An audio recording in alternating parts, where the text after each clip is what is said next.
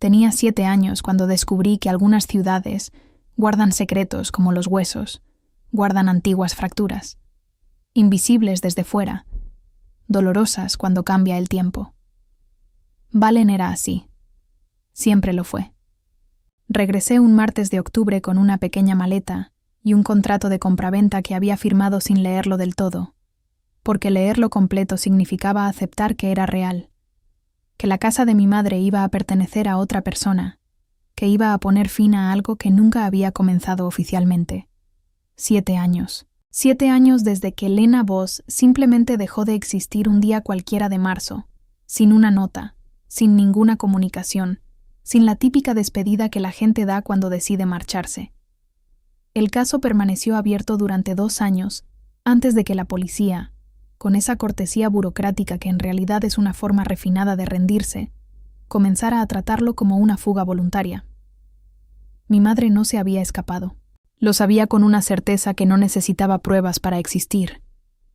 Esa clase de certeza que el cuerpo posee independientemente de lo que la mente decida creer para seguir funcionando.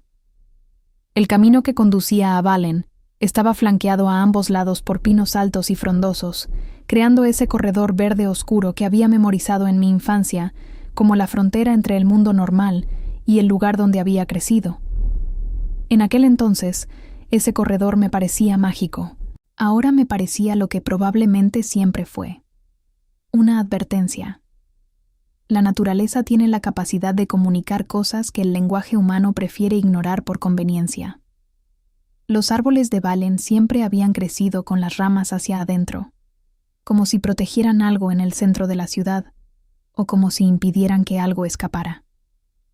Nunca había decidido cuál de las dos opciones me molestaba más. Entré en la ciudad a las 3 de la tarde, y lo primero que noté fue el silencio. No el silencio de un lugar tranquilo, sino el de un lugar que ha aprendido a guardar silencio por razones que no comparte con los visitantes. Las calles del centro estaban moderadamente concurridas. Gente en las aceras, coches en los aparcamientos, la vida cotidiana de un pueblo pequeño transcurría a su ritmo habitual. Pero había algo más allá de todo eso, una frecuencia que sentí antes de poder identificarla.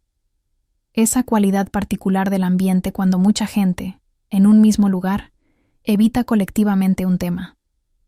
Me detuve en el mercado para comprar lo esencial antes de volver a casa. La cajera me reconoció. Había crecido allí. Llevaba años comprando chicles en ese mismo mostrador. Y la gente de Valen siempre me recuerda a mi ciudad. Sonrió. Me preguntó cómo estaba. Me preguntó sobre la vida en la gran ciudad. No preguntó por mi madre. Lo puse a prueba. Mencioné su nombre casualmente, en una conversación informal sobre la casa. El rostro de la mujer no cambió de expresión, pero algo en él se transformó de una manera que ya había intuido antes de verla, con esa sensibilidad que me acompañaba desde la infancia y que nunca había podido describir con precisión. Fue como si una puerta interior se hubiera cerrado con cuidado, sin ruido, sin dramatismo, pero firmemente cerrada. «Es una pena lo que pasó», dijo, y cambió de tema. «Es una pena lo que pasó. 7 años de ausencia, un caso policial sin resolver, una hija que creció sin madre en otra ciudad. Y todo lo que Valen tenía para ofrecer era: es una pena lo que pasó». En una novela sobrenatural, los pueblos pequeños funcionan como personajes. Tienen recuerdos, lealtades y secretos que protegen con la misma determinación con la que una jauría de perros defiende su territorio. Valen había decidido, en algún momento que yo desconocía, que la desaparición de Lena Voss era un asunto cerrado, y que cualquiera que intentara reabrirlo se encontraría con esa cortesía vacía que, en la práctica, es una forma sofisticada de silencio. La casa estaba tal como la había dejado en mi última visita, hacía 2 años, cuando aún intentaba mantener todo organizado, con la esperanza de que mi madre volviera y encontrara todo en su sitio. Ahora había renunciado a esa ilusión, o al menos había firmado los papeles que lo confirmaban, que no es exactamente lo mismo. Entré por la puerta trasera porque la delantera siempre se atascaba en otoño. Dejé la maleta en el pasillo, y me quedé allí un momento, simplemente dejando que el lugar me reconociera. Las casas hacen eso, sobre todo las casas donde has vivido mucho tiempo. Tienen una cualidad de presencia que no es sobrenatural, pero que se le acerca mucho, esa forma de contener todo lo que ha ocurrido en su interior, de una manera que sientes en tu propia piel cuando entras después de mucho tiempo. Subí a la habitación de mi madre con la intención práctica de evaluar qué debía donarse, qué debía desecharse y qué debía empaquetarse. Esa intención práctica duró hasta que llegué a la puerta. Entonces me detuve con la mano en el pomo y necesité un instante, solo un instante, el tiempo suficiente para reconstruir la versión de mí misma que pudiera abrir esa puerta sin derrumbarme a mitad de camino. La habitación aún olía a ella. 7 años después, el aroma a lavanda se había impregnado en las paredes de tal manera que ninguna ventilación había logrado borrarlo. Entré despacio, escudriñando el espacio con la mirada antes de moverme, analizando la situación con esa atención dividida de alguien que intenta ser práctico y sentimental a la vez, sin lograr ser ninguna de las dos cosas por completo. Fue entonces cuando lo vi. La pared del fondo, la que está detrás del cabecero, que había mirado incontables veces sin notar nada especial, era ligeramente diferente. No de una forma obvia. Era una cuestión de sombras, de cómo la luz de la tarde incidía en ese ángulo específico en octubre y revelaba una línea recta que no debería estar ahí. Una línea que separaba un panel del resto de la pared con una precisión que no era estructural. Era intencional. Moví la cama con un esfuerzo que me dejó sin aliento. Era más pesada de lo que parecía, o yo era más débil de lo que creía, o ambas cosas. Presioné el panel. Cedió con un crujido seco y suave, dejando al descubierto un pequeño espacio entre la pared y el revestimiento. Dentro, envuelto en una tela de lino amarillenta en los bordes, pero que había protegido eficazmente su contenido, había un diario. Encuadernado en cuero oscuro, con una cinta roja enrollada 3 veces a su alrededor. Lo levanté con manos que ya no estaban del todo firmes. Su peso era el de algo que había esperado, algo que había sido colocado allí para ser encontrado. No abandonado, sino guardado con la paciencia de quien confía en que la persona adecuada llegará en el momento oportuno. Lo abrí por la primera página. La letra de mi madre. Pequeña, inclinada, urgente, y una sola frase que reorganizó todo lo que creía saber sobre los últimos 7 años, sobre Valen, sobre mí misma, sobre el silencio de la gente en el mercado y los árboles que crecían retraídos y el escalofrío que había sentido en el camino incluso antes de llegar. Si estás leyendo esto, es que ya te han olido. Cerré el diario. Y fuera de la ventana, en el límite donde terminaba el jardín y comenzaba el bosque, algo se removió entre los árboles. Nunca debía haber abierto esa caja. Estaba al fondo del armario de mi madre, debajo de una vieja manta que olía a su perfume, ese aroma a lavanda mezclado con algo más antiguo, como a tierra húmeda después de la lluvia. La encontré 3 días después del funeral, cuando por fin reuní el valor suficiente para entrar en la habitación sin caerme de rodillas a mitad de camino. La caja era de madera oscura, sin cerradura, pero con una cinta roja enrollada 3 veces a su alrededor, como si la cinta bastara para mantener el mundo dentro. No lo fue. El diario estaba envuelto en un paño de lino, y al abrirlo, lo primero que sentí fue un escalofrío que nada tenía que ver con el frío de la noche. Era algo más profundo, más visceral, una sensación que mi cuerpo reconoce antes de que mi mente la comprenda. Lo que en los viejos cuentos de lobos se llama presagio. Siempre descarté esas cosas como superstición. Mi madre nunca me dejó creer en lo sobrenatural. Irónicamente, fue ella quien me obligó a creer, incluso después de la muerte. Su letra era pequeña e inclinada, como si escribiera deprisa. No era como escribía listas de la compra o tarjetas de cumpleaños. Era urgente, casi desesperada, y en algunas páginas las palabras eran aún más pequeñas, como si intentara ocupar menos espacio, como si alguien pudiera estar leyendo por encima de su hombro mientras escribía. Esta noche volvieron al borde del bosque. Los vi desde la habitación, No los miré directamente. He aprendido que mirarlos directamente los atrae. Fingí estar dormido y me asomé por las rendijas de las persianas. Ahora son 3. Antes eran 2. Me detuve. Lo leí de nuevo. Y luego pasé la página con dedos que apenas obedecían. Ella escribía sobre criaturas. No poéticamente, ni metafóricamente, sino documentando hechos. Fechas, horas, comportamientos. Como una investigadora. Como alguien que tenía miedo, pero se negaba a que el miedo fuera mayor que la necesidad de registrar. Describía figuras en el borde del bosque detrás de nuestra casa. El mismo bosque donde yo jugaba de niña. El mismo al que mi madre siempre me decía que no debía entrar después del anochecer. Nunca entré. No porque la obedeciera ciegamente, sino porque había algo en esa hilera de árboles que me hacía sentir como si me estuvieran observando desde dentro. Un romance sobrenatural comienza así, no con magia, sino con el reconocimiento, con la sensación de que el mundo siempre ha sido más grande de lo que te contaron y que alguien, en algún momento, decidió que no necesitabas saberlo. Seguí leyendo. Las entradas se volvieron más densas, más angustiosas. Escribía sobre sonidos que oía a medianoche, no de animales comunes, sino de algo que respiraba demasiado profundamente, que pisaba con demasiada fuerza para cualquier cosa que se moviera sobre 2 patas. Usaba la palabra embalar en una ocasión. Estaba rodeado con tinta roja, como si alguien lo hubiera escrito, y luego se hubiera arrepentido de haberlo plasmado en papel.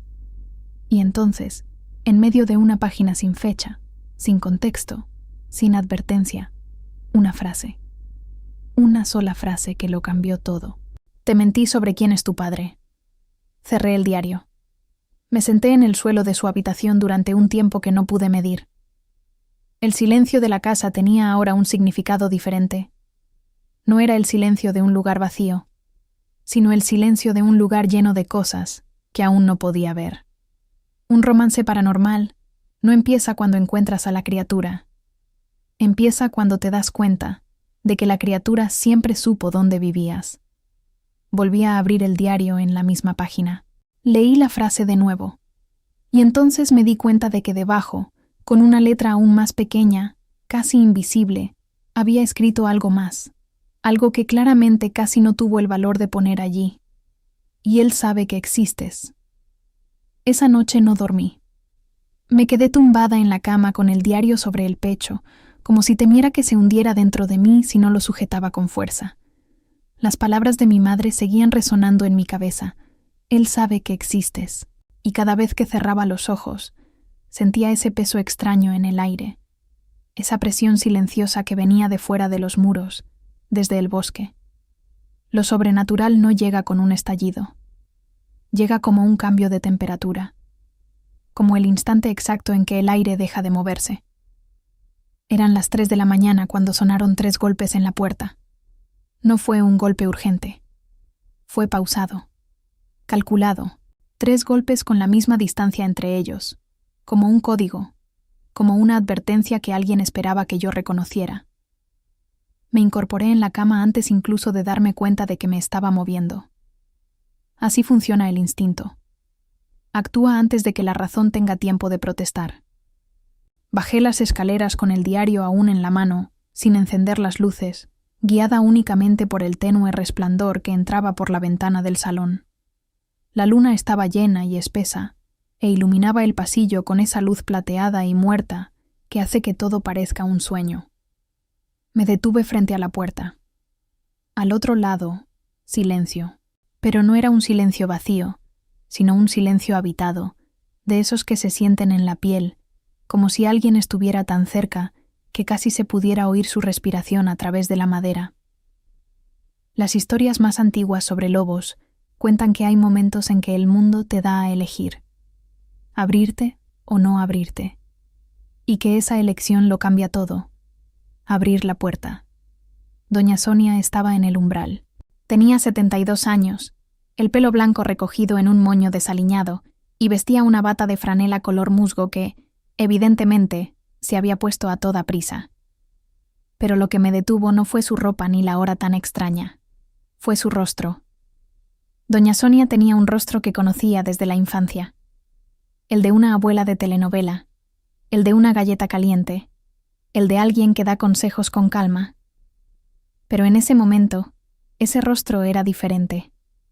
Había perdido toda dulzura. En él se reflejaba un miedo puro e incontenible, ese miedo que uno solo muestra cuando ya no tiene fuerzas para ocultarlo. No me dio las buenas noches.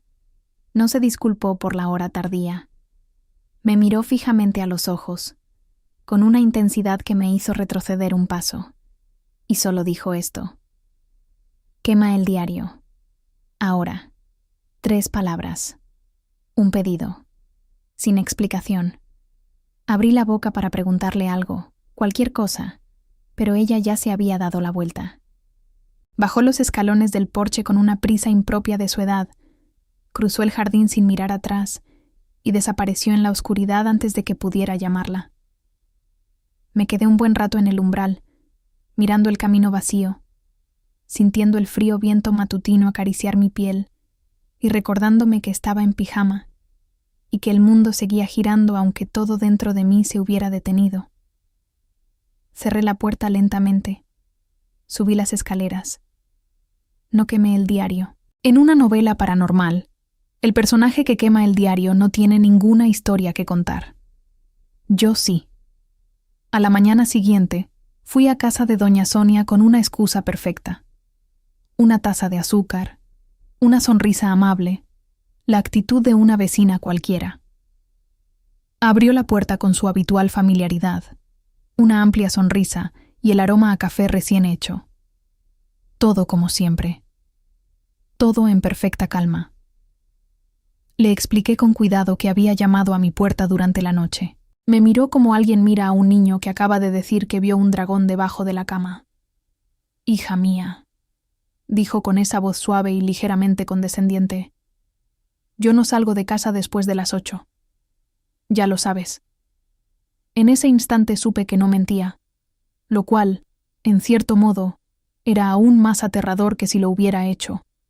Porque si no había sido ella quien llamó a mi puerta, entonces algo, o alguien, había usado su rostro para darme esa advertencia. En un mundo de romance sobrenatural, ese es el límite más peligroso, cuando ya no puedes distinguir lo humano de lo que solo lo parece. Regresé a casa con la taza de azúcar que nunca tomé prestada y el diario que no quemé. Y esa noche, por primera vez, miré realmente al borde del bosque. Él siempre estaba ahí. Me llevó 3 noches estar segura, porque la primera vez pensé que era una sombra. La segunda, pensé que era el tronco de un árbol que nunca antes había visto. Pero la tercera noche, me acerqué a la ventana con una linterna y la apunté hacia el bosque, y la luz lo iluminó de una manera que no dejó lugar a dudas. Era un hombre. Estaba de pie justo en el límite entre el jardín y los árboles, en ese lugar donde terminaba el césped cortado y comenzaba el mundo salvaje. No se movió cuando la luz lo alcanzó. No retrocedió. No saludó.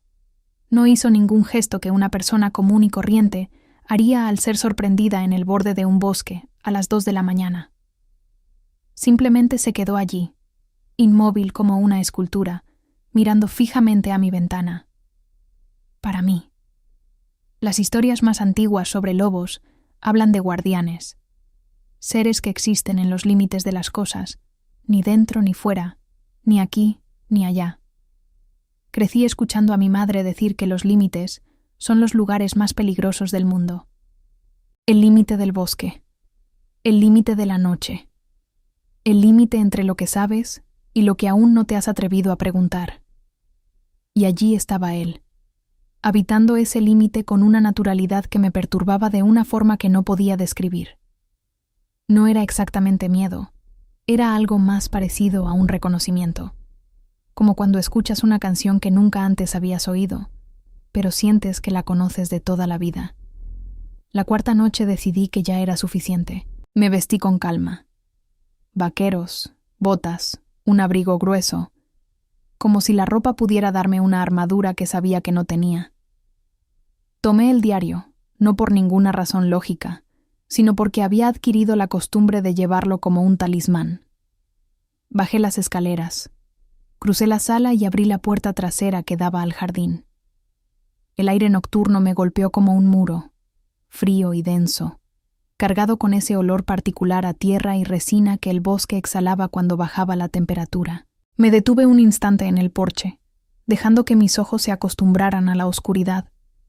Él estaba allí, el mismo lugar, la misma postura, esa quietud imposible que me erizaba la piel, no por el frío, sino por algo más primigenio, el instinto de quien reconoce, en un plano que precede al lenguaje, que se enfrenta a algo que no obedece a sus mismas reglas.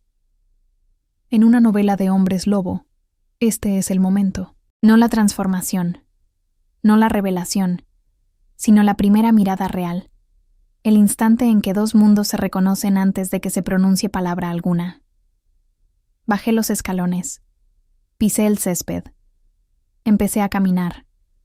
Había quizás 15 metros entre él y yo, y con cada paso que daba, esperaba que retrocediera, que desapareciera entre los árboles, que hiciera cualquier cosa que me diera una excusa para detenerme. No hizo nada. Permaneció inmóvil, observándome acercarme con esa atención absoluta que no se parece a la atención humana. Sin ansiedad, sin prisa, sin el nerviosismo que cualquier persona normal sentiría en esa situación. Era la atención de algo que está absolutamente seguro de dónde está y por qué. Estaba a 5 metros de distancia cuando mi pie derecho pisó una rama seca. El chasquido fue pequeño, ridículo incluso, pero bastó. En un movimiento que mis ojos apenas pudieron seguir, demasiado rápido, demasiado suave, completamente impropio de un ser humano, se retiró entre los árboles y desapareció. No como alguien que huye, como algo que simplemente deja de estar en un lugar y se convierte en otro, sin el proceso intermedio que la física debería requerir. Corrí los últimos metros hasta el borde del bosque y me detuve en el límite, mirando hacia las sombras. Nada, solo árboles, oscuridad y ese silencio que el bosque crea cuando decide que no quiere ser encontrado. Me quedé allí un buen rato, respirando profundamente, sintiendo cómo mi corazón latía con una rapidez que no llegaba a ser pánico, pero que se acercaba peligrosamente. Y entonces bajé la mirada al suelo. Había algo en la hierba, justo donde él había estado. Pequeño, oscuro, parcialmente oculto entre las hojas. Me agaché y lo recogí con los dedos, que temblaban ligeramente. No de frío, debía ser sincera, sino de algo mucho más complejo. Era un medallón, circular, de un metal oscuro que parecía más antiguo que cualquier cosa que hubiera tocado antes, con un símbolo grabado en el centro que no reconocí de inmediato. Pero mi mano lo reconoció. Mi cuerpo lo reconoció antes que mi mente. Ese escalofrío que me recorrió la espalda. Esa opresión en el pecho que no era dolor, pero que se le parecía. Abrí el diario allí mismo, en la oscuridad, con la luna como única fuente de luz, y hojeé las páginas con urgencia hasta encontrar lo que sabía que estaba allí. En la página 43, mi madre había dibujado ese símbolo. Varias veces. Alrededor, había escrito palabras en un idioma que no reconocía, y en el centro de la página, en portugués, una sola línea. Quienquiera que lleve esto no llegó aquí por casualidad. Pasé toda la noche releyendo el diario. No de forma lineal. Salté páginas, volví atrás, releí pasajes que antes había ignorado porque no tenían sentido fuera de contexto. Ahora sí. Ahora todo se reorganizaba dentro de mí como piezas de un rompecabezas que alguien había esparcido por el suelo de toda mi vida, esperando a que finalmente me agachara y mirara. El medallón estuvo en mi mano todo el tiempo. Lo sostuve sin darme cuenta, como si mis dedos hubieran tomado una decisión que mi mente aún procesaba. El metal estaba frío al principio, pero se calentó lentamente, y había algo en ese calentamiento que me inquietaba de una manera que no podía articular. Era casi como si respondiera a mi tacto, como si estuviera despertando. Fue en una anotación sin fecha, escondida entre dos páginas que habían sido pegadas con lo que parecía ser cera derretida, donde encontré lo que mi madre había pasado toda su vida ocultándome. Comenzó con una frase sencilla, casi clínica, como si la sencillez pudiera contener el peso de lo que estaba a punto de revelar. En nuestra familia existe un don que se transmite de madre a hija. No es una metáfora, no es locura, es real, es tangible y es peligroso. Continué la lectura con esa mezcla particular de incredulidad y reconocimiento que acompaña a las verdades que siempre han estado ahí, esperando. El don que describía era simple en su esencia y devastador en su práctica. Sentir las emociones de los demás como si fueran propias. No vagamente, no como una intuición agudizada, sino física, concretamente, visceralmente. El dolor ajeno se convertía en su dolor. El miedo ajeno se convertía en su miedo. La ira, la alegría, la tristeza, el deseo. Todo llegaba con la intensidad de una experiencia personal, sin filtros, sin ninguna distancia de seguridad. Dejé de respirar por un instante, porque lo sabía. Lo había vivido toda mi vida sin tener un nombre para ello. La maestra que lloraba en la sala de profesores, sin darse cuenta de que yo caminaba por el pasillo y sentía esas lágrimas como un cuchillo en el pecho. El vecino que discutía con su esposa tras la puerta mientras yo permanecía paralizada en la acera, con el corazón acelerado por una ira que no era mía. Mi madre, siempre mi madre, cuyo miedo sentía tan claramente que a veces no podía distinguir dónde terminaba el suyo y comenzaba el mío. Siempre pensé que era solo una sensibilidad excesiva. Siempre pensé que había algo ligeramente mal en mí. No se equivocaba. Estaba despierta.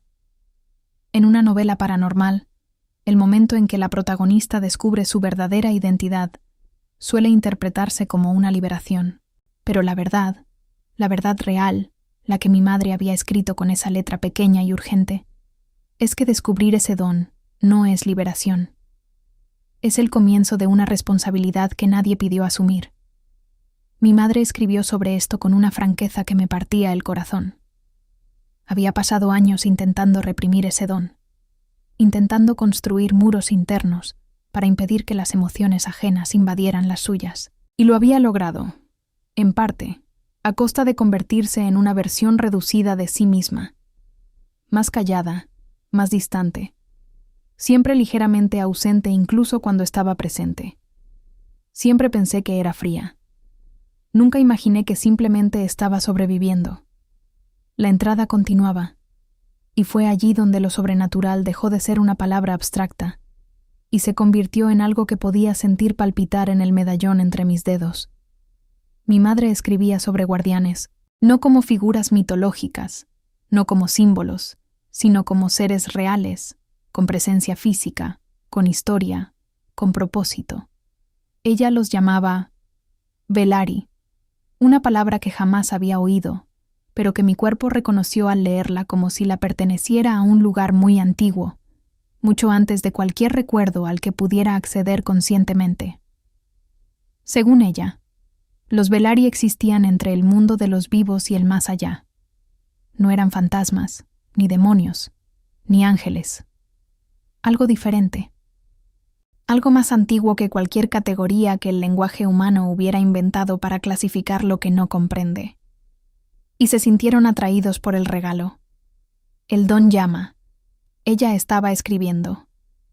Emite algo que pueden percibir desde lejos, como un olor, un sonido, una luz en la oscuridad de la noche. No vienen con malas intenciones, al menos no al principio. Vienen porque fueron creados para proteger lo que es raro. Pero para ellos, proteger tiene un significado distinto al nuestro. Pasé la página con dedos que ya no temblaban de nerviosismo, sino con algo más parecido a la anticipación.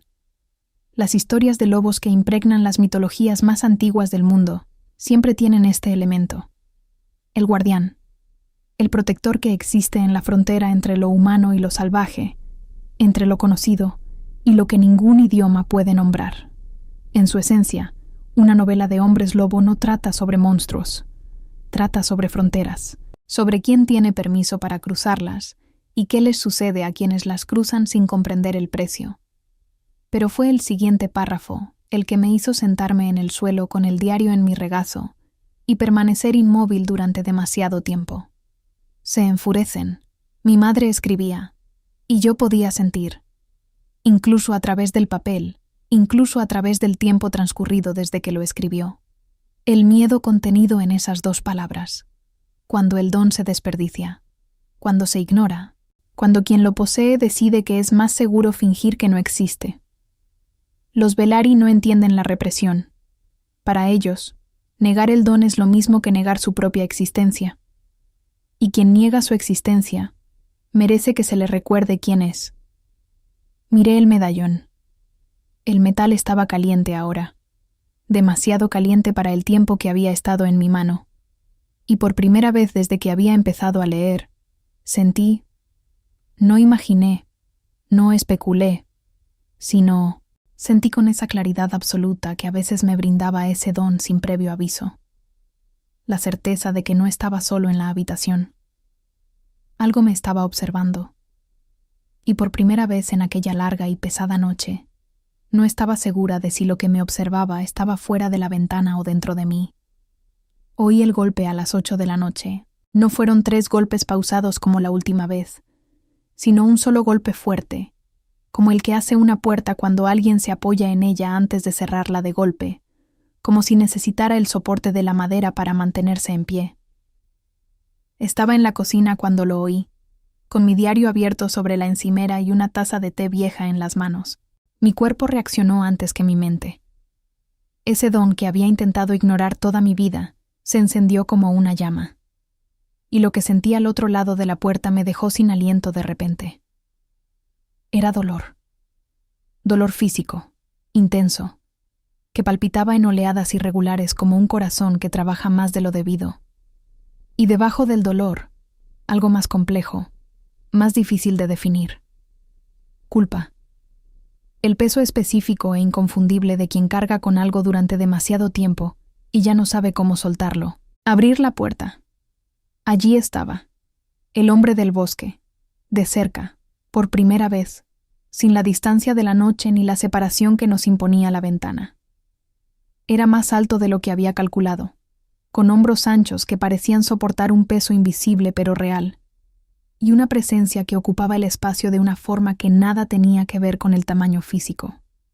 Tenía que ver con la densidad, con la sensación de que este ser había existido desde mucho antes que cualquier otra cosa a su alrededor, y que el mundo había aprendido a hacerle sitio sin cuestionarlo. Fueron sus brazos los que me llamaron la atención. Unas profundas y oscuras marcas recorrían su piel desde la muñeca hasta la parte interior del codo. No eran cortes, sino algo más elaborado, como dibujos que alguien había hecho intencionadamente, metódicamente, con un propósito que aún no lograba descifrar. Su camisa estaba rasgada en el hombro derecho y había sangre. No mucha, pero la suficiente para indicarme que lo que le había ocurrido en las últimas horas no había sido nada agradable. Él me miró, y yo lo miré a él. Durante un instante, demasiado largo para ser cómodo y demasiado breve para ser suficiente, ninguno de los dos dijo nada. Había algo en ese silencio que reconocí del diario de mi madre, esa cualidad particular de lo sobrenatural que no grita, no se anuncia, sino que simplemente es, pesada e ineludible como la gravedad. «Me llamo Estéfano», dijo. Su voz era baja y controlada, pero tenía un quiebre que, gracias a ese don, sentí como propio. «Conocí a tu madre». 3 palabras. Las mismas 3 palabras que me había dado doña Sonia, no en contenido, sino en significado. El tipo de frase que altera la geometría del momento en que se pronuncia, que reorganiza todo lo anterior y proyecta una sombra sobre todo lo que vendrá después. Me alejé de la puerta sin decir nada. Una invitación que en realidad no lo era, pero que él aceptó con una calma que parecía ser la única velocidad que conocía. Entró en la cocina y se quedó de pie junto a la ventana, sin sentarse, sin acercarse más de lo necesario, como alguien que comprende que está ocupando un espacio que no le pertenece y se esfuerza por no olvidarlo. «Estás sangrando», dije. porque necesitaba decir algo concreto antes de que el concreto desapareciera por completo. «Lo sé», respondió. «No es el problema más urgente ahora mismo». Cerré el diario sobre el mostrador con una calma que no había sentido antes. «Entonces dime qué es». Miró el diario. Y algo cambió en su rostro. No mucho, no de forma drástica, pero lo suficiente como para que el regalo provocara una oleada de reconocimiento tan intensa que tuve que apoyarme en el mostrador. Ya había visto ese diario antes. Ya lo había tocado antes. Y había algo en ese reconocimiento que le dolía de una manera que claramente había decidido no mostrar. «Tu madre no desapareció», dijo. La frase quedó suspendida en el aire de la cocina con el peso de una piedra arrojada a agua en calma. Se la llevaron. El silencio que siguió fue diferente a cualquier otro silencio de aquella semana. Era un silencio que, sin darme cuenta, había estado construyendo desde el día del funeral. El muro que había levantado entre la posibilidad de que mi madre simplemente hubiera muerto y la posibilidad de que algo mucho más oscuro se escondiera tras la desaparición que había precedido a la muerte registrada en los documentos. Ahora, ese muro se había derrumbado, y el sonido de la caída fue ensordecedor, aunque no se hubiera emitido ningún sonido real. ¿Secuestrada por quién? Mi voz salió más firme de lo que esperaba. Por personas que sabían del regalo, dijo. Querían usarlo, sin su permiso. En una novela sobrenatural, este es el momento en que el protagonista debería retroceder, cuestionar, pedir pruebas. Pero el don no me lo permitió, porque lo que percibí en Stefo no era la textura de una mentira. Era algo mucho más complejo, mucho más difícil de manejar que una simple mentira. Era la textura de una verdad que se había cargado durante demasiado tiempo, que había pesado sobre los hombros de alguien hasta dejar huellas. Y miré sus brazos y supe, con esa certeza ilógica que a veces me otorgaba el don, que las huellas no eran solo físicas. ¿Y yo? Pregunté, aunque ya sabía la respuesta. Me miró con esos ojos que parecían haber visto demasiado y descansado muy poco. En la pasión que existe en los romances paranormales más profundos, siempre está presente este elemento. No un deseo fácil, sino el doloroso reconocimiento de dos personas cuyas órbitas el destino decidió cruzar sin pedir permiso a ninguna de ellas. «Eres el próximo objetivo», dijo. «Y ya saben dónde estás». El medallón en mi bolsillo se calentó de repente, tanto que pasé la mano por encima a través de la tela, y cuando levanté la vista hacia Stefan, vi que él también había mirado mi bolsillo al mismo tiempo, como si lo supiera. Como si hubiera algo en ese medallón que reconociera de un lugar mucho antes de esta noche, mucho antes de esta cocina, mucho antes de cualquier cosa que yo pudiera comprender. Y en los relatos de lobos que abarcan siglos de mitología, una manada no es solo familia de sangre, es el conjunto de almas que el destino une antes de que ninguna de ellas haya tenido la oportunidad de ponerse de acuerdo. Miré a aquel hombre herido en mi cocina y sentí, con toda la claridad imposible del don que había intentado negar durante toda mi vida, que nuestra historia había comenzado mucho antes de aquella noche. Pero no sabía cuánto antes. Esteban no se quedó sentado mucho tiempo. Se quedó de pie junto a la ventana, con la postura de quien había aprendido a no dar la espalda a los espacios abiertos, quien había desarrollado el hábito de mantener siempre a la vista al menos una salida. Ya había visto este comportamiento antes. En mi madre, en los últimos meses antes de su desaparición, cuando empezó a sentarse siempre de espaldas a la pared en los restaurantes y a comprobar las cerraduras 2 o 3 veces antes de irse a dormir. En aquel momento, pensé que era ansiedad. Ahora comprendía que era un aprendizaje. El tipo de cosas que enseña el miedo cuando tiene tiempo suficiente para ser un buen maestro. Cuando finalmente habló, lo hizo con esa voz baja y controlada que yo ya había reconocido como su forma de hablar cuando estaba a punto de decir algo que sabía que cambiaría las cosas. Se hacen llamar la Orden del Umbral, dijo sin preámbulos ni preparación. Existen desde hace más tiempo que cualquier registro que puedas encontrar en una biblioteca común. No son una leyenda, No son una teoría, son una estructura, con jerarquía, con recursos, con gente en lugares inesperados. Apreté el diario con más fuerza. ¿Qué clase de lugares? Gobiernos, universidades, hospitales. Hizo una pausa. Lugares donde las personas con talento surgen de forma natural, porque los dones no se desarrollan en el vacío. Aparecen donde hay trauma, donde hay necesidad, donde hay algo que el mundo ordinario no puede resolver por sí solo. La Orden ha aprendido a vigilar estos lugares. Una novela sobrenatural que se adentra en la mitología real siempre se topa con esta incómoda verdad. Lo sobrenatural no existe a pesar de las estructuras humanas. Existe dentro de ellas, entrelazado con ellas, utilizando las mismas jerarquías y los mismos mecanismos de poder que cualquier organización mundana. La Orden del Umbral, según Estéfano, lo había comprendido antes que nadie. Katzan, continuó, y la palabra casa adquirió un peso particular, cargado de una experiencia que claramente no era teórica. Pero no de la forma en que te lo imaginas. No con armas, no con violencia abierta. Son pacientes. Primero observan. Analizan el don, comprenden su naturaleza, identifican las vulnerabilidades de quien lo posee, y luego actúan de una manera que, desde fuera, parece completamente normal. ¿Qué quieres decir?, pregunté. Un accidente de coche, una hospitalización psiquiátrica, una desaparición que la policía clasifica como fuga voluntaria.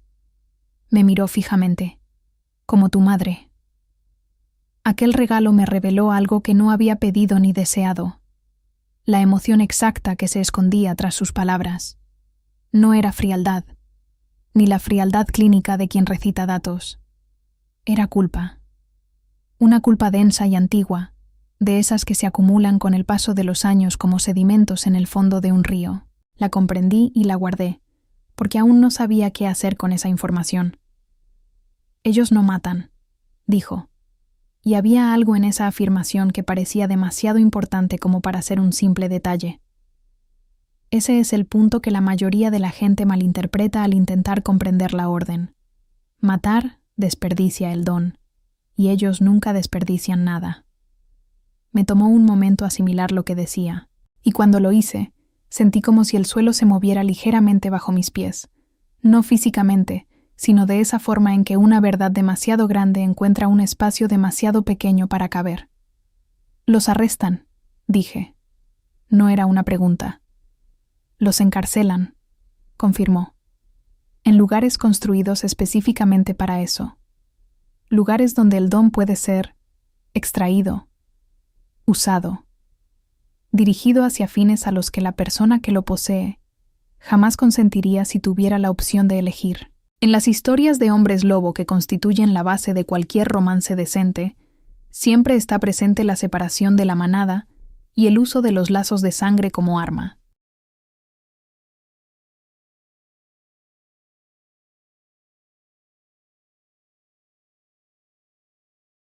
La Orden había comprendido que el don de percibir las emociones ajenas era más valioso que cualquier arma física, ya que una persona capaz de sentir lo que sienten los demás, en las circunstancias adecuadas, podía utilizarse para obtener confesiones, manipular decisiones y doblegar voluntades sin recurrir a la violencia visible. Mi madre estaba obsesionada con ello, con aquello que había intentado ocultar durante toda su vida y que yo había heredado sin pedirlo. ¿Dónde está? Mi voz sonó diferente ahora. Ya no era solo una pregunta, sino algo más parecido a una exigencia. Una determinación que no sabía que tenía hasta ese momento. Una determinación que comencé a exigir. «No sé dónde está exactamente», dijo, «pero sé que está viva. La Orden no descarta lo que funciona.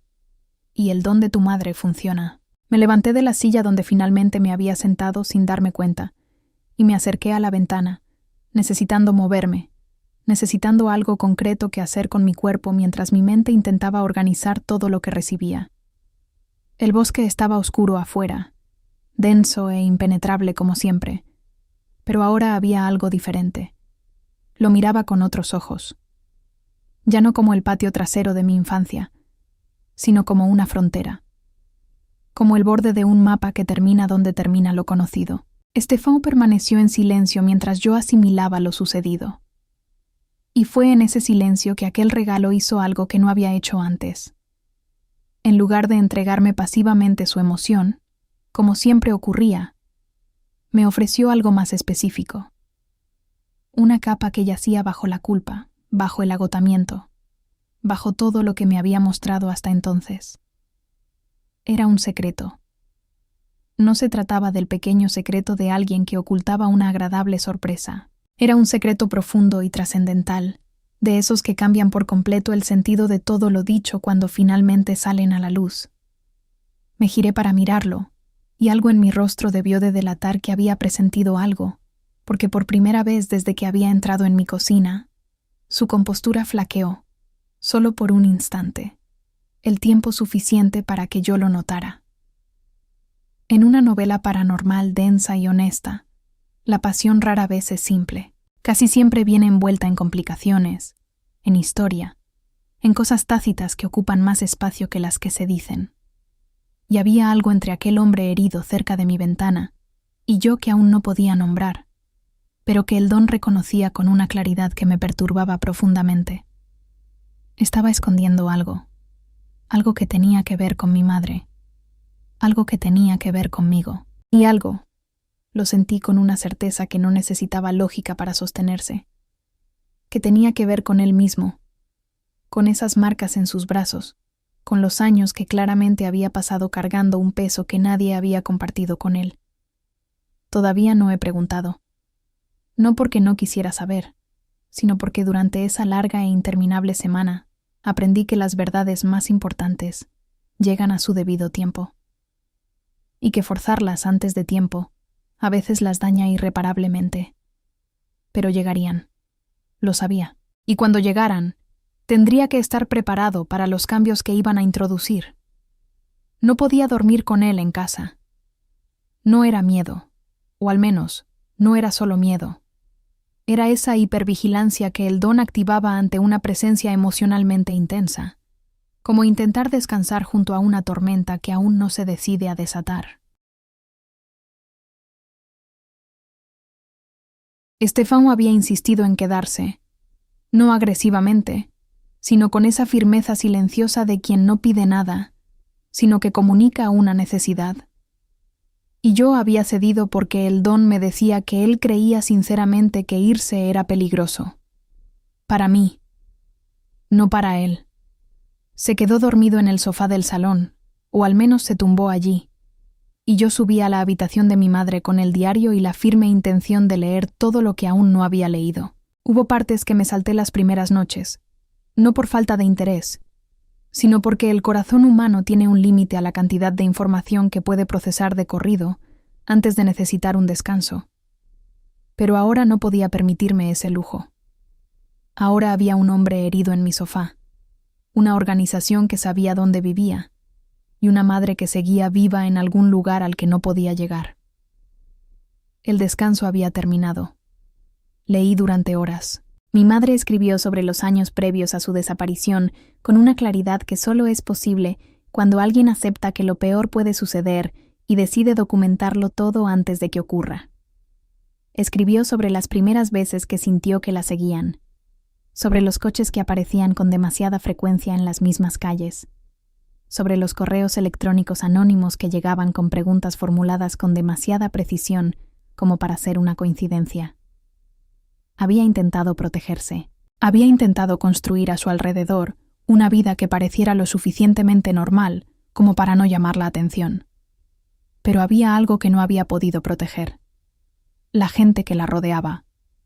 Escribió sobre ello con una culpa que ahora comprendía de una forma completamente nueva.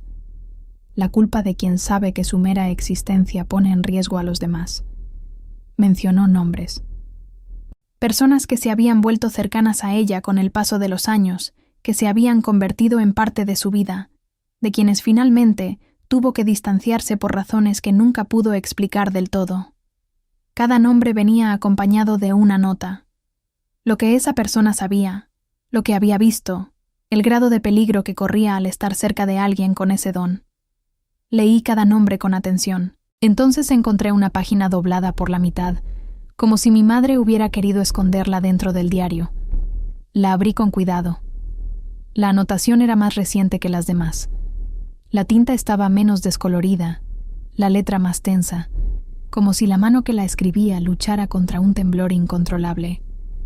Ella estaba escribiendo sobre una traición, no en términos vagos, ni con la frialdad de quien se muestra cauteloso.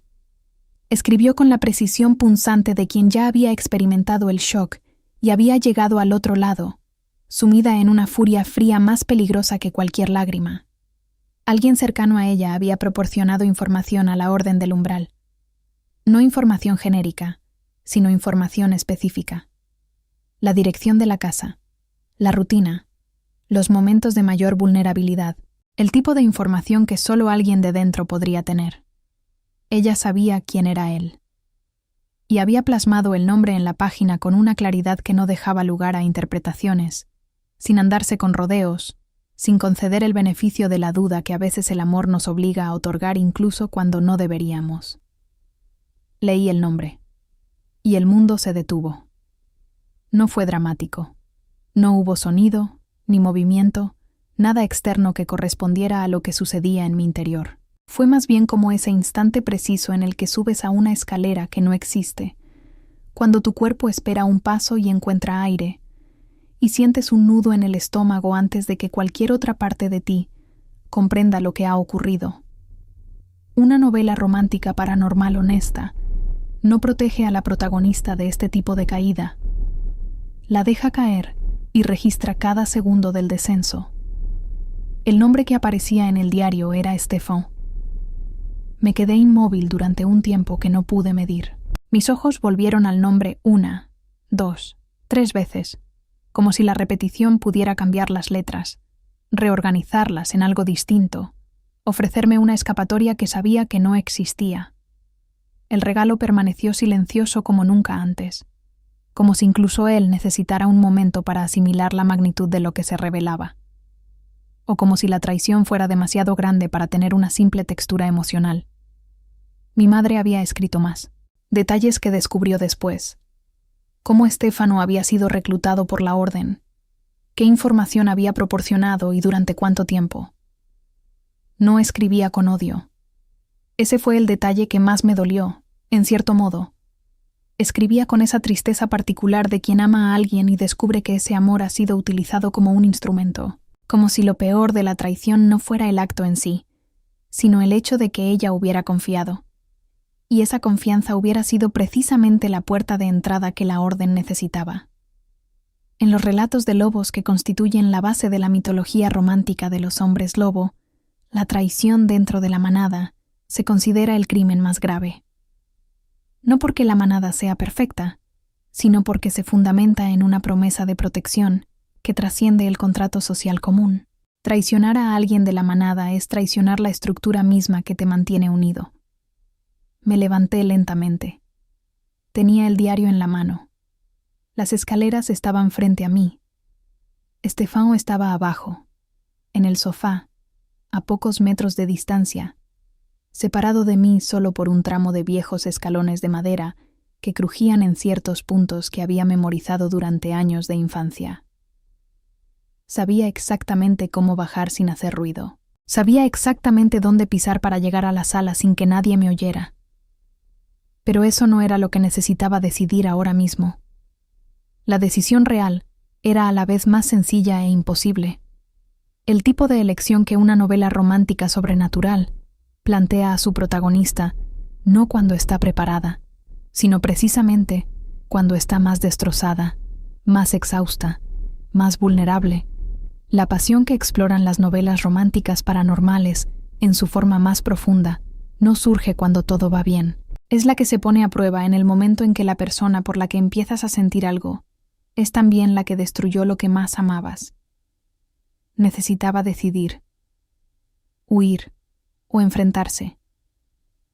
Y allí abajo, lo sobrenatural dormía en mi sofá, dejando marcas que aún no comprendía del todo, una culpa que el don me había inculcado desde el primer momento, un secreto cuyo nombre ahora conocía, pero cuya historia completa aún desconocía.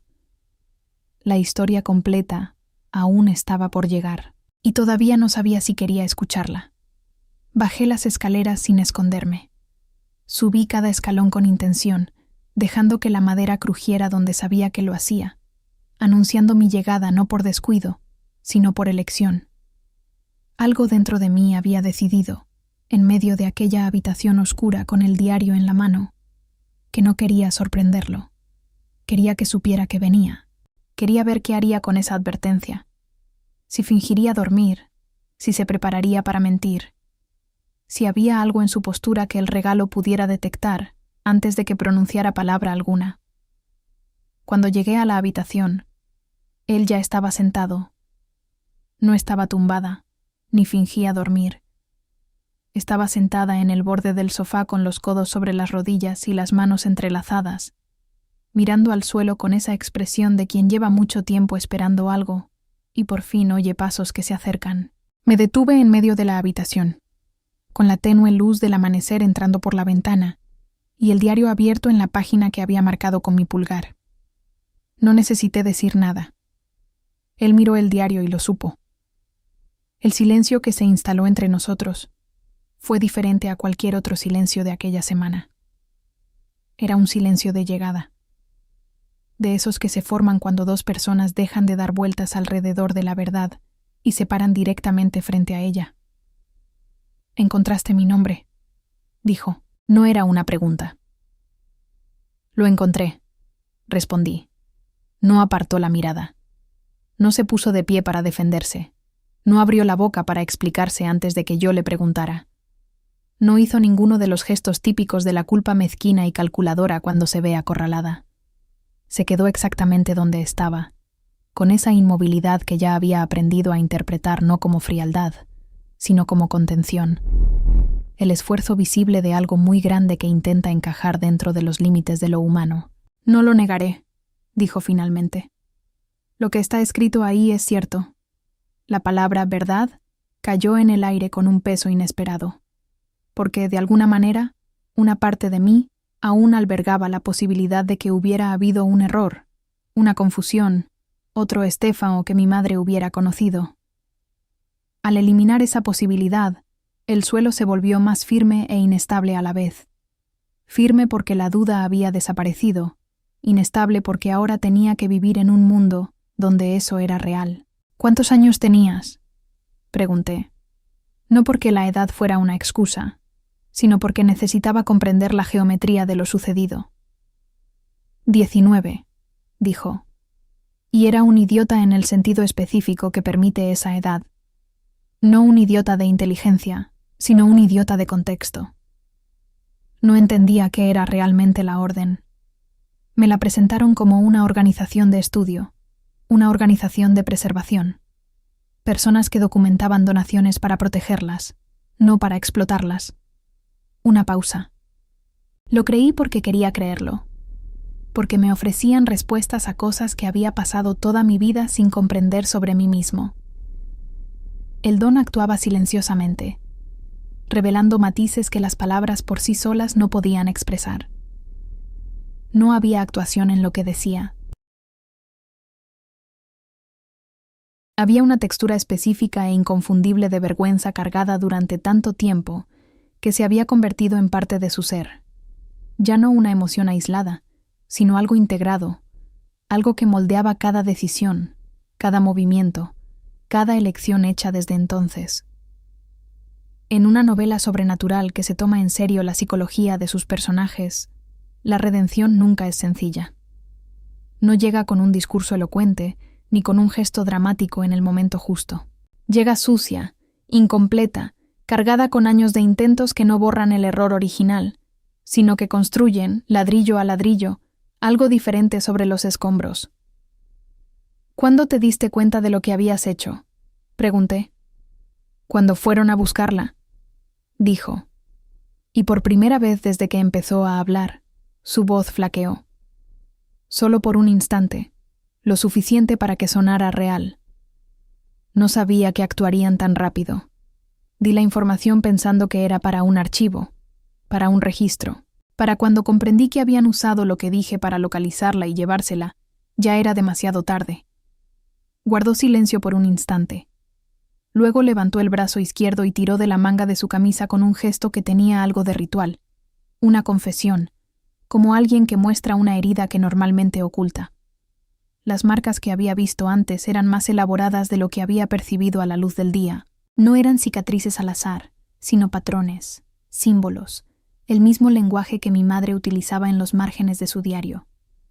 Cada marca tenía bordes definidos, una clara intención en su forma, la precisión de algo que no se había hecho en un arrebato de ira, sino con fría y absoluta premeditación. No son heridas, dijo, y yo ya lo sabía. Había sentido esa certeza la primera vez que las vi. Son parte de un ritual de protección. Cada marca corresponde a una barrera que he construido a tu alrededor a lo largo de los años. Bajó el brazo lentamente. Protección a distancia. Es posible cuando conoces el lenguaje adecuado y estás dispuesto a pagar el precio que conlleva. Miré las marcas y luego su rostro. ¿Qué precio? Dolor, dijo simplemente. Cada barrera que levantas para otra persona debe estar anclada en algo real, en algo que tenga un precio. La orden me enseñó este lenguaje como una herramienta de extracción. Yo aprendí a usarlo como un escudo. En los relatos de lobos que impregnan la ficción paranormal en sus inicios, existe el concepto de expiación a través de la carne. La idea de que ciertas injusticias son demasiado graves para resolverse solo con palabras o intenciones, que el cuerpo necesita participar en el proceso de reparación de una manera que trasciende lo simbólico. Había descartado este concepto como primitivo, como un vestigio de una mitología que el mundo moderno había superado. Al observar los brazos de Stefan, ya no estaba tan seguro. ¿Durante cuánto tiempo?, pregunté. Desde el día en que comprendí lo que había hecho, dijo. Tenía 7 años. 7 años. Hice los cálculos sin darme cuenta. 23 años de marcas, de rituales, de dolor deliberado y repetido, como un pago que alguien decidió que nunca se saldaría por completo, pero que al menos podía honrarse. 23 años de una protección que había llevado sin saberlo, que me había cubierto sin que yo supiera cómo agradecerla, rechazarla o siquiera aceptarla. En ese momento, aquel regalo me transmitió algo que me desarmó por completo. No era culpa, ni la pesadez que había identificado antes. Era algo más parecido al agotamiento. El agotamiento específico de quien, tras mucho tiempo, por fin deja de correr y solo se da cuenta, al cesar el movimiento, de lo cansado que estaba su cuerpo. Él me había protegido. El hombre que había traicionado a mi madre había dedicado más de 2 décadas a protegerme de las consecuencias de esa traición. Y yo no sabía, y probablemente nunca lo sabría del todo, qué hacer con estas 2 verdades coexistiendo, sin que una anulara a la otra, sin ofrecer la solución definitiva que una parte de mí aún anhelaba encontrar. En la pasión que exploran las novelas de hombres lobo en su nivel más profundo, no es el deseo lo que crea el vínculo más fuerte, es el reconocimiento de que alguien te eligió.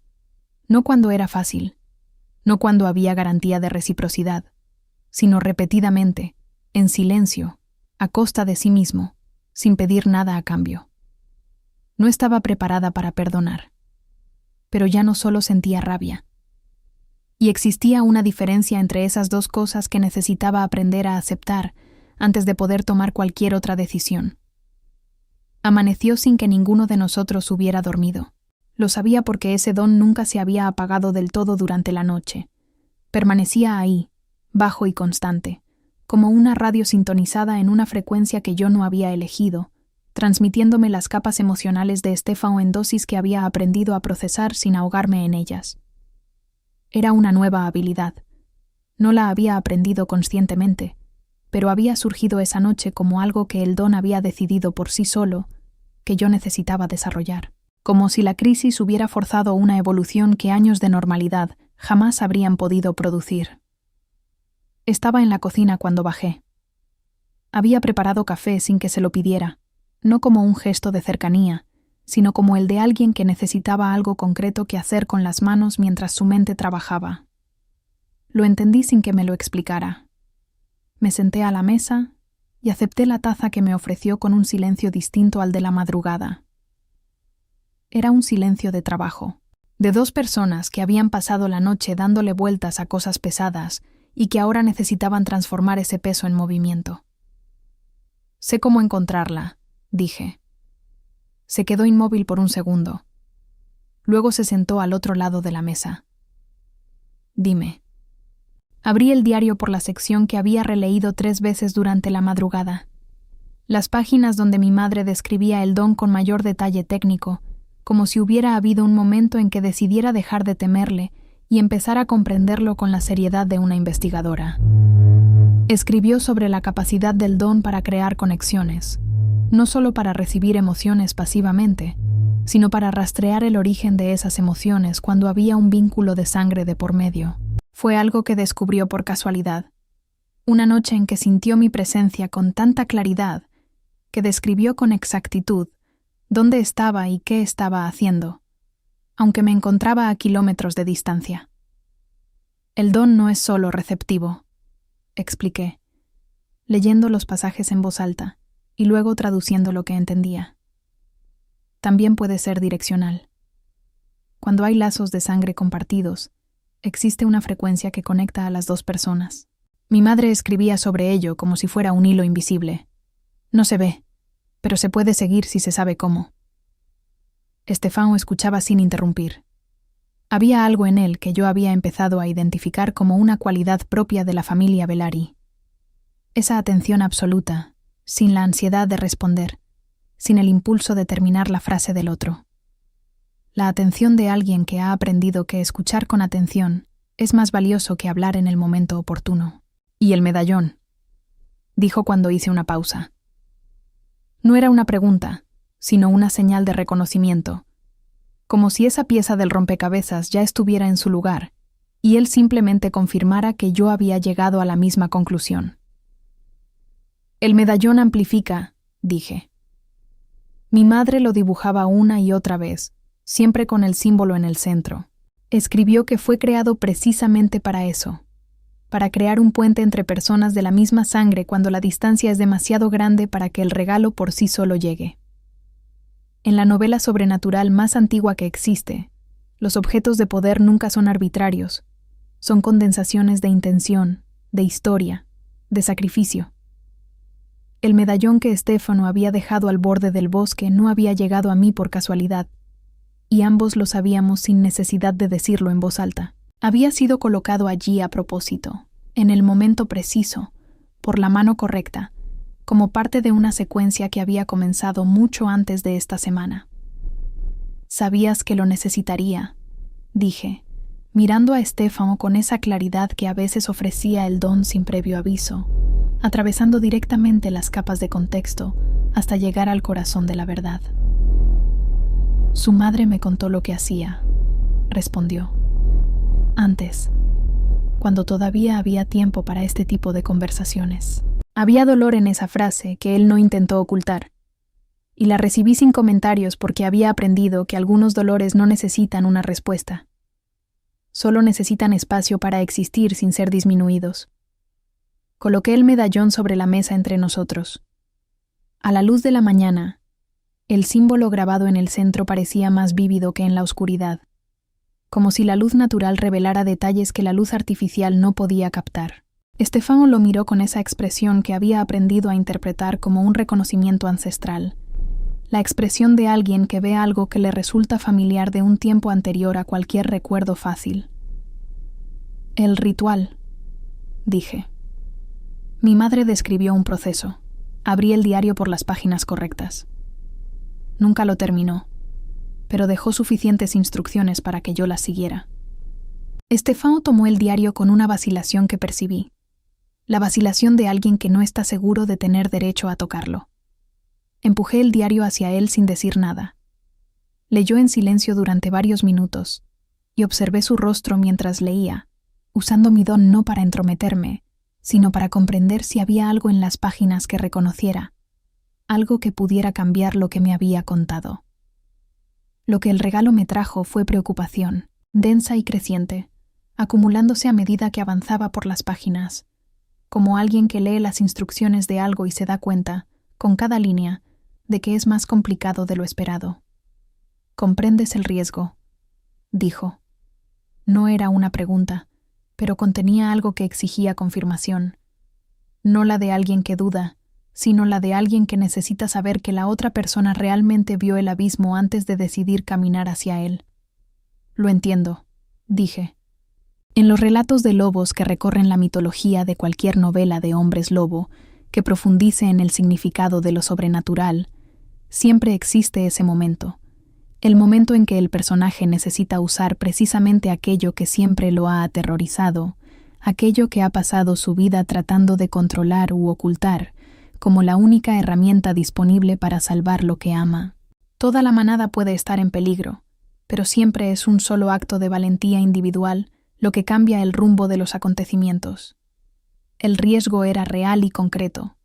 Si llevaba el don más allá de lo que había llevado antes, si abría el torrente sanguíneo por completo, sin filtrar, y lo seguía hasta el final, existía la posibilidad de que mi conciencia quedara atrapada donde estaba mi madre. No físicamente, pero de una forma que, según sus notas, era difícil de distinguir de la muerte para un observador externo. «No vas a hacer esto solo», dijo. «Lo sé», respondí. «Voy a anclarte aquí». Hizo una pausa, eligiendo cuidadosamente sus siguientes palabras, sabiendo que tenían un gran peso. Las huellas que he dejado a lo largo de los años, el lenguaje que he aprendido, funcionan en ambos sentidos. Pueden protegerte desde fuera, pero también pueden frenarte. Crea un punto fijo al que puedas regresar. Observé sus brazos. Las marcas que representaban 23 años de un pago silencioso que había soportado sin darme cuenta. Y comprendí que lo que me ofrecía ahora no era redención, sino continuación. La misma elección que había hecho repetidamente durante décadas, ahora abiertamente, con pleno conocimiento, con mi consentimiento. La pasión en un romance paranormal profundo tiene esta cualidad particular. No se anuncia con grandes gestos, sino que se revela en actos pequeños y trascendentales a la vez. En alguien que dice: «Te abrazaré mientras vas al lugar más aterrador que existe, y estaré aquí cuando regreses». Lo preparamos todo en silencio. Trazó símbolos en el suelo de la sala con algo que sacó de dentro de su abrigo, una sustancia oscura que no pregunté qué era, porque el regalo me decía que la respuesta no sería sencilla y que necesitaba guardar energías para lo que estaba por venir. Me senté en el centro del círculo que había formado, con el medallón en las manos, el diario abierto en las páginas de mi madre, con esa mezcla particular de miedo y determinación, que es lo único que mueve a una persona cuando ya se han descartado todas las opciones más seguras. Estefano se colocó fuera del círculo. Extendió la mano y la tomé, no por instrucción ritual, sino por instinto. Sus dedos eran fríos y firmes, y el don que me brindó ese contacto fue algo que no esperaba recibir. Calma, la calma específica de algo muy antiguo que había enfrentado cosas mucho mayores que esto, y que comunicaba, a través del contacto, que ya había estado en límites como este, y que los límites no tenían por qué significar la ruina. «Cuando sientas que estás yendo demasiado lejos», dijo, «ven a buscarme. Aquí estaré». Cerré los ojos y permití que ese don despertara por completo por primera vez en mi vida. La oscuridad no era oscura, esperaba una ausencia. Ese vacío que se siente al cerrar los ojos intencionadamente. Esa oscuridad familiar que el cerebro llena con puntos de luz aleatorios y formas sin sentido. Pero lo que surgió al permitir que ese don despertara por completo fue algo totalmente distinto a todo lo que había experimentado antes. Fue como si alguien hubiera quitado un filtro cuya existencia desconocía. Como si hubiera pasado toda mi vida mirando el mundo a través de un cristal ligeramente empañado y de repente el cristal hubiera desaparecido y el brillo del otro lado fuera demasiado intenso para que mis ojos lo procesaran de inmediato. Sentí primero a Estefano. Su mano en la mía era un punto de calidez y peso que funcionaba exactamente como lo había prometido. Un punto fijo, un ancla, algo que decía: Este es el mundo real. Aquí es donde perteneces. Aquí es donde puedes regresar. El regalo dejó entrever su presencia con una claridad que me sorprendió. No se trataba solo de las emociones superficiales que había sentido antes, sino de algo más profundo, más estructural. Como si al abrirse por completo, el regalo revelara dimensiones de las personas que un uso parcial jamás alcanzaría. Había algo muy antiguo en Stefan, algo que no tenía nombre en ningún idioma que yo conociera, pero que el don reconocía con esa familiaridad que precede a la memoria. Una novela de hombres lobo, en su esencia más pura, siempre trata de eso, de la naturaleza que subyace a la naturaleza, de lo que queda cuando se eliminan todas las capas construidas. Lo que yacía bajo todo en Stefan era protección, instintiva, estructural, tan integrada en su ser que no existía separación posible entre ser y función. Pero no podía quedarme allí, necesitaba seguir el hilo. Me concentré en el medallón. El metal estaba más caliente de lo que cualquier temperatura externa podía explicar, palpitando con un ritmo que no era el de mi corazón, pero que se comunicaba con él, como dos instrumentos en una misma pieza, a frecuencias diferentes pero complementarias. En las historias más antiguas sobre lobos, se habla de un lenguaje que existe antes de las palabras, que opera a un nivel donde la sangre decide lo que la mente aún no ha logrado articular. El medallón hablaba ese lenguaje. La escuché. Y entonces sentí el hilo. Era exactamente como mi madre lo había descrito. No una metáfora, sino una sensación física real que comenzaba en el centro de mi pecho y se extendía a un lugar sin coordenadas geográficas, pero que existía con la misma solidez que cualquier cosa tangible. Un hilo de sangre. De historia compartida. De todas las noches en que me había acostado, y todas las mañanas en que había encontrado el café listo sin haberlo pedido, y de todos los silencios entre nosotras que habían sido, cada uno a su manera, una forma de decir lo que ninguna de las dos sabía expresar con palabras. Seguir. Lo que vino después no tenía la lógica lineal de un sueño. Era más denso, más real, con la cualidad específica de las cosas que existen en capas a las que la vida cotidiana no tiene acceso. Me movía a través de algo que era simultáneamente espacio y no espacio, que tenía textura y temperatura, pero ninguna forma que pudiera describir con el lenguaje que había aprendido para describir el mundo común. Lo sobrenatural, cuando se lo encuentra de frente y con los ojos bien abiertos, no es etéreo. Es más concreto que cualquier cosa física, más pesado, más presente. Y entonces la vi. Estaba sentada, en una habitación con paredes, pero en la que no podía enfocar del todo, como si la visión periférica no funcionara en ese espacio, como si solo existiera con claridad el centro. Al principio me daba la espalda, y la reconocí antes de ver su rostro, como se reconoce a alguien a quien se ha amado durante tanto tiempo, que el cuerpo memoriza su forma independientemente de los ojos. La curva de sus hombros, la forma particular en que inclinaba ligeramente la cabeza hacia la izquierda cuando pensaba, la postura que siempre había comunicado más que cualquier palabra que pronunciara. Madre. No sé si lo dije en voz alta o solo en ese espacio que no era espacio, pero ella me oyó. Se giró lentamente, y el rostro que encontré era el que había memorizado desde la infancia, pero diferente de una manera que el don me hizo sentir antes de que la vista pudiera procesarlo. Estaba cansada de una forma que no era física. Era el cansancio de alguien que había resistido durante mucho tiempo con gran fuerza y que aún resistía, pero que había llegado al punto en que resistir y existir eran prácticamente lo mismo. Estaba viva, consciente, completamente ella misma. En una novela romántica paranormal que se toma en serio el significado del amor verdadero, este es un momento que no necesita grandiosidad, necesita verdad. Y la verdad de ese momento era simple y devastadora a la vez. Ella estaba allí, me vio, y en sus ojos se reflejaba un gran alivio al recibir el regalo como una ola que me empujó de vuelta a aquel lugar. Abrió la boca. Me acerqué, o mejor dicho, me acerqué a ese lugar sin coordenadas. Vi sus labios moverse. Vi la palabra formándose con una urgencia que me decía que había estado esperando este momento, que había estado custodiando esa palabra como un faro, repitiéndola internamente como quien mantiene una llama encendida en un lugar sin viento. Una palabra, una sola palabra. La vi, la entendí, o creí entenderla, porque llegó con un significado que parecía mayor que cualquier definición a la que pudiera acceder en ese momento, como una palabra en un idioma que reconoces, pero que aún no dominas por completo. Y entonces algo tiró, no desde dentro, sino desde fuera.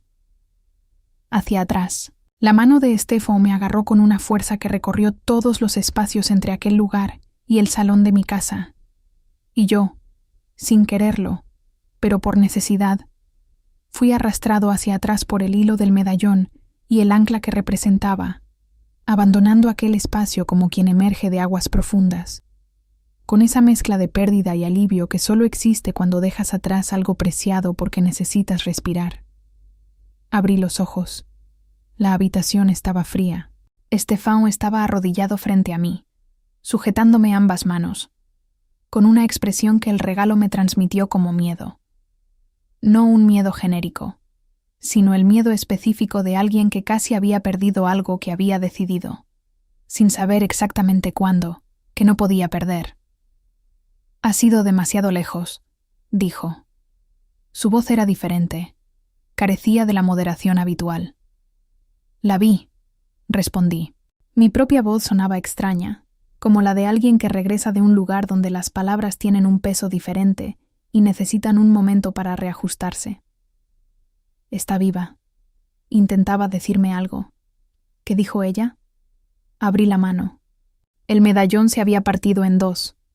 No estaba roto ni dañado al azar, sino dividido con una precisión que no era accidental, como si la energía que lo había atravesado lo hubiera partido exactamente por el centro del símbolo, creando dos mitades iguales que juntas aún formaban el todo. Observé las dos mitades durante un largo rato, y luego levanté la vista hacia la ventana. Había algo allí. Una figura, fuera del cristal, a una distancia que no debería haber sido posible para alguien que simplemente estuviera en el jardín, demasiado cerca para pasar desapercibida y demasiado inmóvil para ser humana. No era Estefano. Estefano estaba arrodillado frente a mí. No era nadie que hubiera visto antes. Era nuevo. Estefano siguió mi mirada y permaneció inmóvil de la manera específica que yo había aprendido a reconocer como alerta. No pánico, sino la atención absoluta de alguien que identifica una amenaza y se detiene por completo antes de decidir cómo responder. ¿Lo reconoces?, pregunté en voz baja. No, dijo. Y en esa sola palabra había algo que me decía que, para él, no reconocerlo era más preocupante que reconocerlo, porque Estefano había dedicado décadas a cartografiar lo que existía en ese mundo entre mundos, y lo que no reconocía era, por definición, algo que quedaba fuera de ese mapa. La figura permanecía inmóvil. No intentaba entrar. Simplemente observaba, con esa misma atención que había sentido antes, al borde del bosque, en aquellas noches tempranas, pero multiplicada, más densa, como si no fuera una sola presencia, sino varias, comprimidas en una única forma que el cristal de la ventana apenas podía contener. Apreté las dos mitades del medallón en mi mano, y la palabra que mi madre había repetido volvió con una claridad que no tenía cuando la vi por primera vez. Más clara ahora, más urgente, cargada de un peso que aún no podía medir del todo, pero que el regalo recibió con esa seriedad específica que reservaba para las cosas que debían tomarse en serio antes de poder comprenderlas. Una palabra. El comienzo de algo para lo que aún no tenía palabras. Y afuera, la figura esperaba. El ara mira a Estefano. Con el medallón roto en sus manos, la figura inmóvil en la ventana, las palabras de su madre aún vibrando en su pecho como una cuerda que ha sido tocada y no ha dejado de resonar. Y dice, con una voz que ya no tiene la vacilación de las primeras noches: «Está viva. Y sabe que voy a ir». Estefano no responde con palabras. Responde con esa presencia densa y ancestral que el don ahora puede leer con claridad. Y lo que ella lee no es duda. Es algo mucho más parecido al comienzo de algo que ninguno de los dos aún sabe cómo nombrar. Pasé 22 años sintiéndome perdida, pensando que algo andaba mal conmigo, que sentir demasiado era una debilidad, que el don era una carga. Pero tal vez no estaba perdida, tal vez estaba siendo reservada para el momento adecuado. Se hizo a oscuras, y desde algún lugar recóndito del bosque, distante, profundo, inconfundible, el sonido de un aullido que no pertenece a ningún lobo común y corriente rompe el silencio de la noche. Ahora necesito hacerle una pregunta antes de continuar. ¿Sentiste lo mismo que Elara cuando abrió el diario por primera vez?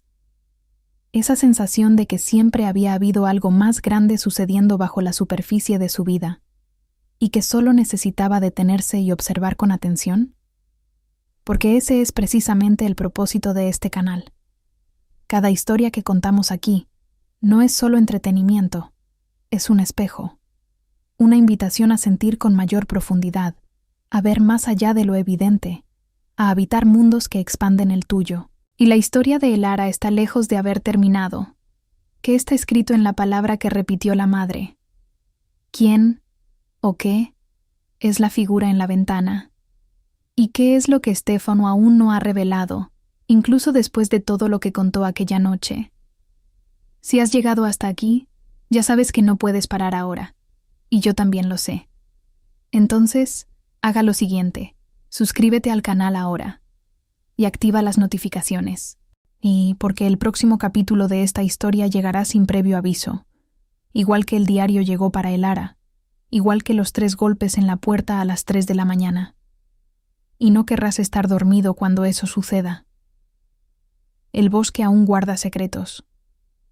La manada aún tiene historias que contar. Y el romance sobrenatural más intenso que jamás hayas presenciado apenas está comenzando. Nos vemos en el próximo vídeo, si te atreves.